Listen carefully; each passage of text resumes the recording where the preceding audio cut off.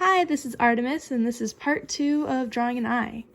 Now we have our basic eyeball shape, and we're going to figure out how to color it in. So what I like to do for this is I like to start a new layer and put it underneath. And let's see. I'll use airbrush to color it in, just because it works. I will use, let's see, that skin color. I don't know, that works.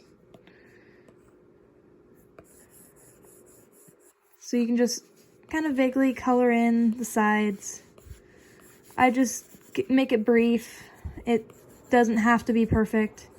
In fact, what I've learned most about doing art all this time is it's better if it's not perfect. Because if you try and make your art perfect, it's not going to turn out as well as if you let some, I don't know, mistakes be there. Because mistakes are what make us human, and it makes the art more relatable to more people. Now, if it looks really, really nice, that's great. And if it's not what you were hoping for, that's okay, because it'll not always turn out great.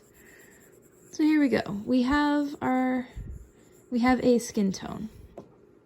From there, oh yeah, and I color in the eyebrow as well, because when you do the hair, sometimes you'll still see skin tone under it if you have thinner eyebrows.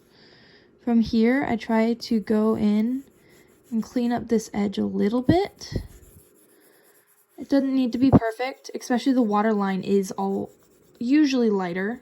At least when I draw, it's lighter on the waterline, so it's perfectly fine to have that lighter. So if you can see, we're going through cleaning up this bottom edge a little bit. And we're going to go through and do the same to the top. Now, I am nowhere near a professional, and I am entirely self-taught.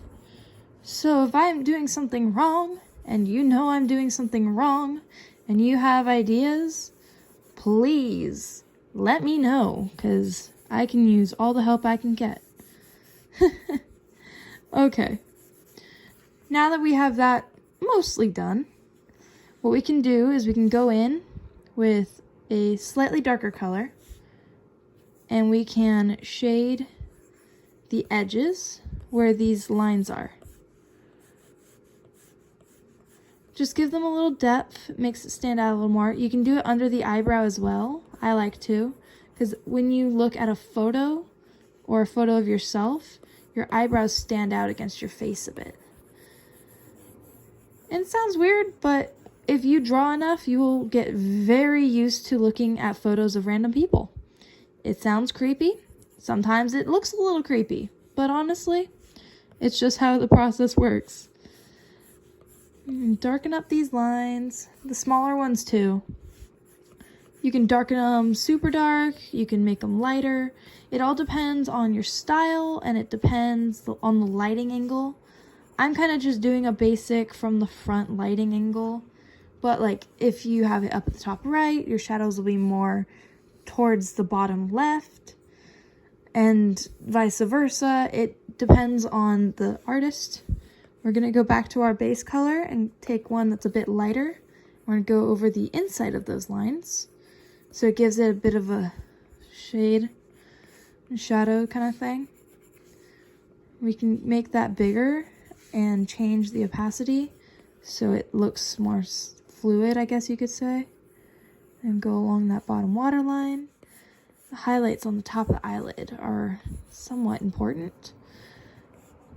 Now this is a quick draw. I spend a lot more time than this on my usual pieces, I won't lie. Okay, so for the tear duct, it's kind of a pinky color, but it's kind of a hard to find pinky color. So I just get as close as possible. So here we can fill in that little tear duct piece. And it's okay to have rough lines. Honestly, it can come out to a really cool effect to have rough lines. Like even this, it looks pretty neat. I mean, if you ask me, but of course I'll probably say that because I'm the one drawing it. And if you ever look at your actual eye, it's not exactly white. It's kind of got a little bit of yellow to it. A little bit of yellowish orange. So probably more like, maybe more like that color. This also will change depending on the lighting.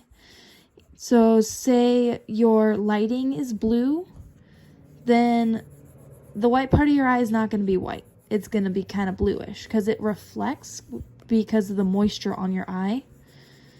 So it's something to keep in mind as you draw, is that the lighting in the room will affect your character and what their eye looks like.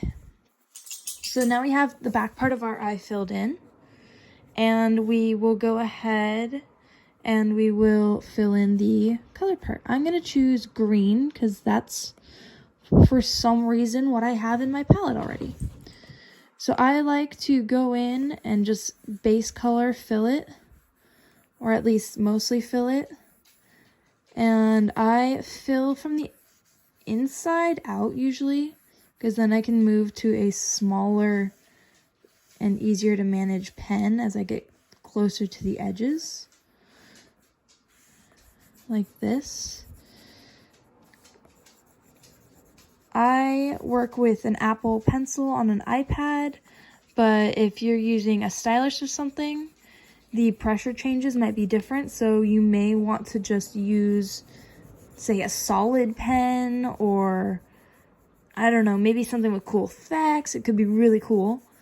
I personally just picked airbrush for this for no reason. It was at the top of the list, and honestly, you can make some pretty cool videos doing this. Just pick a random color, you just pick something random and do something random, because apparently that's what people like, and it turns out pretty cool. So now we have our green base. So the way this will work from here is, here we go. The way this will work is we take a slightly lighter color, we move this down quite a bit, and you do lines. Now you can change the size of your pen for the size of the lines you want. I'm going to do something around this because I don't have forever to do this. Now, if it's not as quick of a piece as I'm doing, then yeah, you can do smaller lines, make it more realistic. Realism is a choice. Animation's a choice. Anime is a choice. Any art style is your choice. Don't let anybody tell you that it's not. If a teacher pushes you to learn a certain style, it's good to learn other styles. It's helpful, but don't feel pressured that you have to learn something just because that's what other people want you to learn. I have noticed that so much throughout learning how to do this stuff, is other people will want you to do certain things, and quite frankly, it sucks because then you can't make what you want. And if you can't make what you want, you'll get bored with it. And you'll be wondering, why do I do this? And that just sounds like a lot of rambling, and kind of I'm just stalling for time. But this is something that is unique to each person. You can't copy another style and call it your own. You can learn it, but if you want to make art, let it be your own.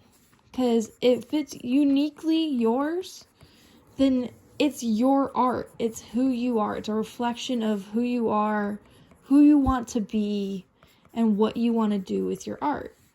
And frankly, that's really cool, because instead of looking in a mirror to find who you are, you can draw it out. And if you have a character, like say you play D&D or something, or you can do all this kinds of stuff, and you imagine it, and you can imagine all these worlds, but you don't know how to draw them down, that's the magical thing about art, is you can learn how to draw it down. You can write it down, you can draw it, but in the end of the day, it's so much cooler when you can create your own stuff. So what I did here for the eye is I took darker colors around the edge and the inner edge, And then I layer on lighter and lighter colors to that center rim, kind of like a donut with frosting on it. And from there, all we have left is the eyebrow. And don't think I forgot. I know I have not done that white part in the eye that so many people care about. And yeah, it's kind of creepy if you don't have that. I will freely admit. It takes a while to learn how to do hair effects and eyebrows and stuff, so I'm just shading this in wonky. But an important thing to note is that you go out from here, you go out, and then you go up, and as you get along, it goes along that angle more and more. So it doesn't go straight up, it's at an angle. And that's the thing I've noticed with a lot of beginners like myself is that's a mistake that happens a lot. A lot. So there's a very rough way to do the eyebrow. From here, I'm going to make another layer above that initial eye layer. And I'm going to go and pick white. And I'm going to do that little light part of the eye. And a little bit of lightness on the sides, because that'll add to it. And then you can add a bit of white halo and edging in the white light part of the eye. And you can pick a smaller brush and do some on the edge of the waterline. It can look cute. It can add some effects. You can cover up some mistakes. Ignore that little bit of green. You can do it in the edge of the the tear ducts. Gives it that little bit of shine.